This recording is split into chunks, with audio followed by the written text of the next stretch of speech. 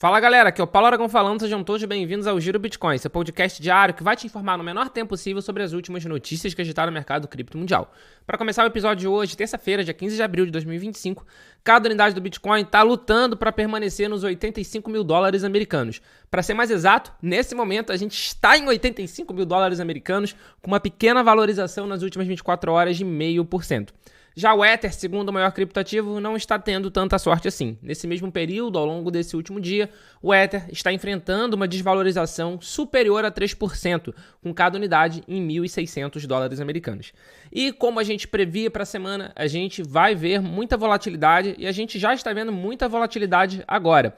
A gente tem algumas outras criptomoedas fora o Bitcoin que estão tendo valorização, como por exemplo a XRP, que está valorizando 0,2%, como, por exemplo, a Toncoin, que está valorizando 6%, mas a gente pode ver que a maior parte do mercado está enfrentando desvalorização. O Ether está caindo 3%, BNB está caindo 0,7%, Solana está caindo 0,8%, Tron está caindo mais de 3%, Cardano caindo mais de 2%. Então a gente está vendo um mercado bastante volátil. O Bitcoin, de qualquer maneira, tem se mostrado bastante resiliente e está ali lutando para se manter acima dos 85 mil dólares americanos. Naturalmente, dependemos das condições macroeconômicas, mas aparentemente durante essa pausa de 90 dias a gente vai ter alguma calmaria, ainda que vamos ver sim volatilidade durante essa calmaria. Mas vamos acompanhar de perto o mercado para trazer aqui para vocês no Giro Bitcoin. E no dia de ontem, os ETFs de Bitcoin Spot tiveram uma nova entrada. Uma entrada bem pequena, de novo, é verdade, uma entrada de apenas 18 BTC, um inflow de apenas 18 BTC, e foi o segundo dia consecutivo com uma entrada desse porte. Na última sexta-feira, dia 11 de abril, a gente teve uma entrada de 15 BTC, e agora, no dia de ontem, 14 de abril, segunda-feira, a gente teve uma entrada de 18. Pequenas entradas, mas de qualquer forma, melhor inflow do que outflow. E outflow foi justamente o que a gente teve no dia de ontem no ETF de Ether Spot. No dia de ontem, a gente teve uma saída de 3.757 unidades de ETH, o que em dólar americano dá cerca de 6 milhões. E uma notícia que poderia estancar essas saídas que a gente tem visto dia após dia no ETF de Ether era justamente a aprovação da questão de staking, na possibilidade dos ETFs de Ether gerarem rendimento aos seus cotistas. Mas no dia de ontem, a SEC, que é a CVM americana, adiou a decisão sobre a aprovação de staking de Ether em dois fundos da Grayscale.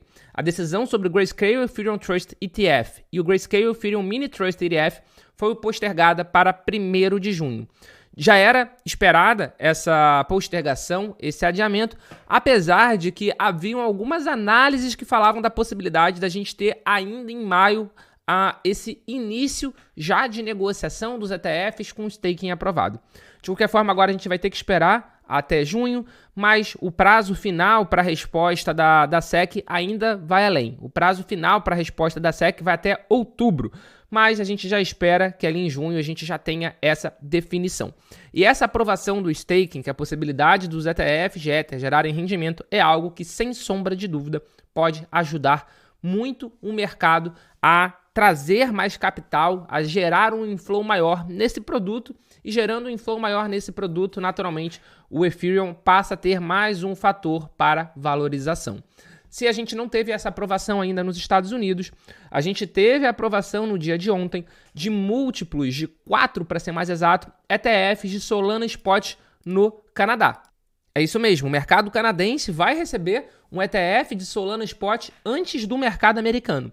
E vale ressaltar que já está englobado a questão de staking, ou seja, já está englobado a questão de rendimento. Isso é algo bem bacana, é algo bem legal. E essa aprovação no Canadá é engraçada, porque os ETFs foram rapidamente aprovados no Canadá, não só o de Solana, mas o de outras criptomoedas, muitas vezes antes mesmo da SEC. Mas o Canadá ele tem uma política bastante restritiva para criptomoedas de uma forma geral. As licenças para as corretoras aqui são bem difíceis de serem conseguidas, existem poucas corretoras aqui no Canadá, então, de qualquer forma, é legal para o público canadense que quer se expor em cripto através de ETF e, de novo, com a questão de staking. As negociações, inclusive, já são previstas para começarem no dia de amanhã, no dia 16 de abril. O curioso sobre isso é que grande parte da imprensa internacional começou a falar que eram os primeiros ETFs de Solana Spot do mundo. Isso não é uma verdade, porque a gente já tem aqui no Brasil 2 ETFs de Solana Spot. A gente tem o QSOL, que é o da Kier Capital, que atualmente já tem 54 milhões sob gestão, 54 milhões de reais sob gestão, e a gente tem um Sol H11, que é o da Hashdex, que já tem quase 66 milhões de reais sob gestão. Ou seja, a gente aqui no Brasil já tem 2 ETFs de Solana Spot. Então, quando você vê aí a imprensa falando que é o primeiro ETF de Solana Spot do mundo, do mercado canadense, agora você já sabe, não é uma verdade. Os primeiros foram do Brasil. Dando continuidade ao episódio de hoje, a Kraken, que é uma das maiores exchanges americanas, uma das maiores exchanges do mundo em volume negociado e que está, inclusive, planejando fazer uma IPO, ou seja, está planejando, inclusive, listar o seu papel na Bolsa de Valores americana, acabou de lançar a possibilidade de negociação de ação e ETF para traders nos Estados Unidos. Eles são a 13ª maior exchange centralizada do mundo. Eles anunciaram o lançamento de 11 mil ações e ETFs listados nos Estados Unidos com uma negociação sem comissão, em um esforço para unir ações e ativos digitais em uma única plataforma. Desde ontem, usuários com sede nos estados de New Jersey, Connecticut, Wyoming, Oklahoma, Idaho, Iowa, Rhode Island, Kentucky, Alabama e em Colômbia podem acessar essas ações em ETFs dentro das suas contas da Kraken.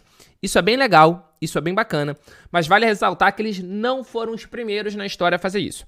A gente já teve uma exchange que inclusive faliu, inclusive fechou ao longo dos últimos anos, que era a Bittrex, que já oferecia justamente a negociação de stocks e de ETF dentro da sua plataforma.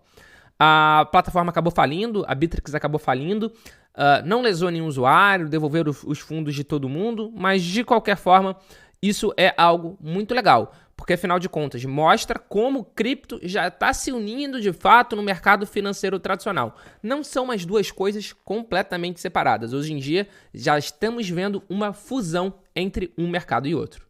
Dando continuidade ao episódio de hoje, mas ainda falando sobre essa questão da fusão entre o mercado financeiro tradicional e o mercado cripto, a quantidade de Bitcoin possuído por empresas listadas em bolsa ao redor do mundo cresceu 16% no primeiro trimestre, alcançando uma marca de 688 mil BTC. Ou seja, fazendo uma matemática simples, uma matemática rápida, a gente vê que as empresas adicionaram nesse primeiro trimestre 95.431 Bitcoin. Vale ressaltar que entre as estreantes, as empresas novatas que começaram a comprar Bitcoin agora, a primeira colocada foi a construtora de Hong Kong, Ming Xing, que comprou um total de 833 BTC ao longo do trimestre. A segunda maior estreante foi o Rumble, concorrente do YouTube, que comprou 188 BTC. E um comprador estreante notável foi uma outra empresa de Hong Kong, a HK Asia Holdings Limited, que adquiriu apenas um Bitcoin em fevereiro, mas o anúncio fez com que suas ações quase dobrassem de valor no primeiro dia de negociação, após o anúncio ser realizado. Isso demonstra como o Bitcoin já está sendo olhado, de fato, por empresas ao redor do mundo todo como uma alternativa de investimento e, mais do que isso, como os compradores de ação, como os traders, já estão considerando o BTC como uma forma muito inteligente das empresas guardarem capital e fazerem investimento. Afinal de contas, todas as empresas que anunciaram que estavam comprando Bitcoin tiveram valorização nas suas ações, pelo menos ali nos dias seguintes do anúncio. No Brasil, ao longo do primeiro trimestre, a gente teve o anúncio da Melius comprando mais de 4 milhões de dólares em Bitcoin. Isso é bastante coisa para uma empresa listada na Bolsa do Brasil e foi a primeira. A gente espera que esse exemplo seja cada vez mais seguido por outras empresas.